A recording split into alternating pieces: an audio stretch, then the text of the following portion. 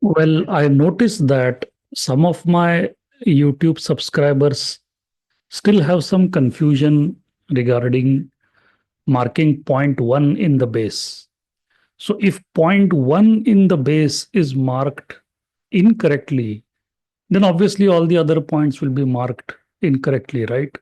So I am making this short video to answer that question because I get this question a lot of times. How do I exactly mark point 1 inside that base? It's a very simple answer for this. First, you need to understand this diagram. Point 1 is the highest point in the base. Point 2 is the lowest point in the base after point 1. Point 3 is the highest point in the base after point 2. Point 4 is the lowest point in the base after point 3, and so on. Okay, that's the definition of this system that I have created. You will not find this point system in William O'Neill's material or Mark Minervini's material. This is something that I created for myself to simplify the analysis of a base. But this system is inspired by the work done by William O'Neill, Mark Minervini, David Ryan, and probably Jesse Livermore almost 100 years ago. Okay. So, point 1 is very important. So, point 1, if you remember, it's either the 52-week high or the all time high. The all time high is obviously going to be the 52-week high most of the times. Sometimes it is not. Okay. Let me explain this. So, let's go to the first. I will give you context. We are discussing technicals here. Okay. So in technicals, if you remember, there is a filter called price versus 52-week high. So if this is the price, we come down 25%, and within that range, the latest closing price should exist, right? So we are within 25% range from the 52-week high. So that 52-week high or that all-time high is our point number 1. I will give you an example, but I wanted to show you that filter. Let me open that. So this is Market Smith filters. See, in this, if I go to technical filters, oh, it is asking me to log in again. Let us log in. Maybe I was logged in from my laptop, so it will ask me to log in again from here.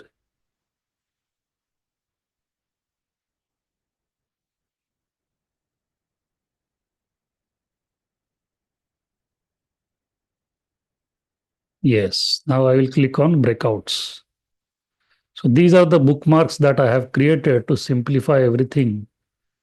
Okay, see, in technical filters, there is this filter called price versus 52-week high. It is minus 25%. So from the 52-week high, I come down 25%. If the price action is within this range, that is a stock that I want, which means I want a stock which is trading near its 52-week high or the all-time high, so that I don't have to deal too much with overhead supply. I hope by now you understand what is overhead supply. I have done a lot of discussion about the difference between overhead supply and retail supply on this YouTube channel. You can go back and watch those videos. But I want a stock which is closer to the 52-week high. The closer, the better. Okay. Now let's look at an example.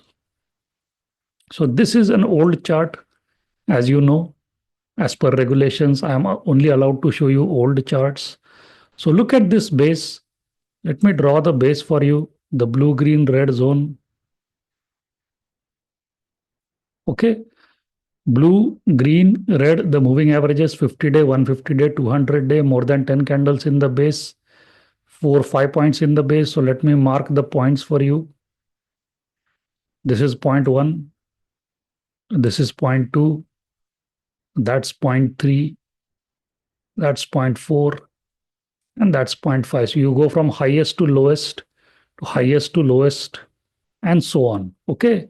And then minimum 4 points in the base, blue, green, red, more than 10 candles in the base.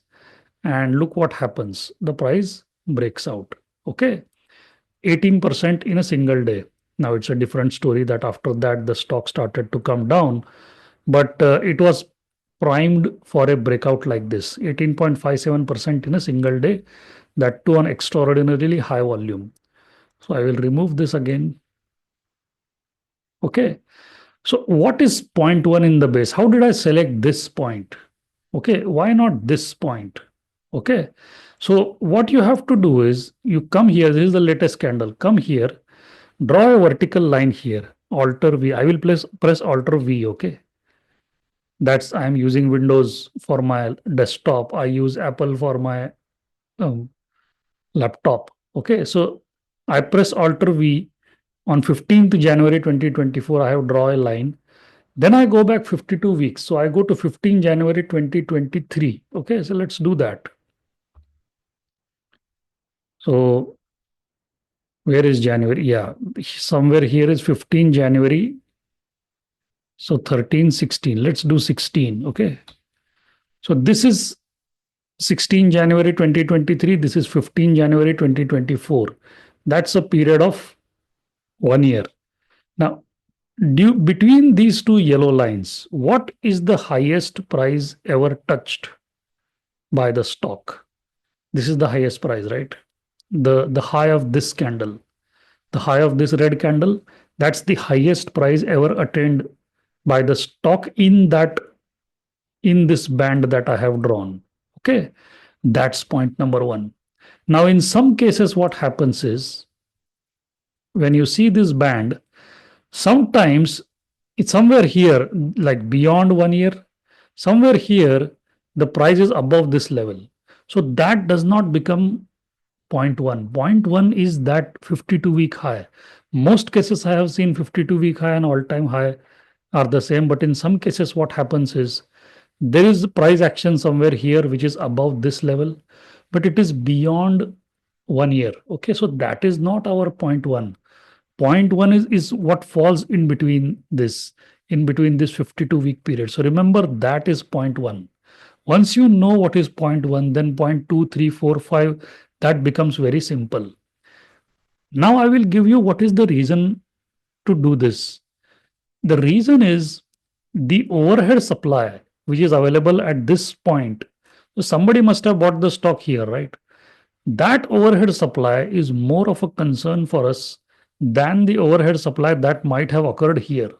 So in this area, maybe before 16 January, if somebody has bought the stock at a price which is above this level, that overhead supply is not much of an issue when we are buying the stock here, because since that time a lot of time has passed. It's been more than 1 year.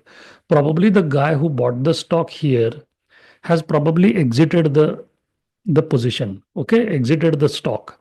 So that overhead supply is not much of a concern for us. The concern for us is this guy, the guy sitting here who bought the stock on 18th of October 2023. He is waiting till January. So October, November, December, January. Since 4 months, this guy is sitting on a loss. Correct? Whoever bought the stock here. Now he will be the first person to exit when the price touches that 52-week high level, because he's been sitting on a loss for 4 months. Forget about profits. He's saying, I don't want profits. I just want to break even on the stock. He's just waiting for the price to touch that level.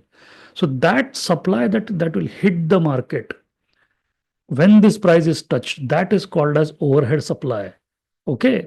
So that overhead supply is more of a concern for us. And the more closer we go to this price, the lesser becomes the overhead supply, because people who bought during this day on 18th of October, that big red candle, they start exiting somewhere in this area because everybody is trying to get out at break even. Okay.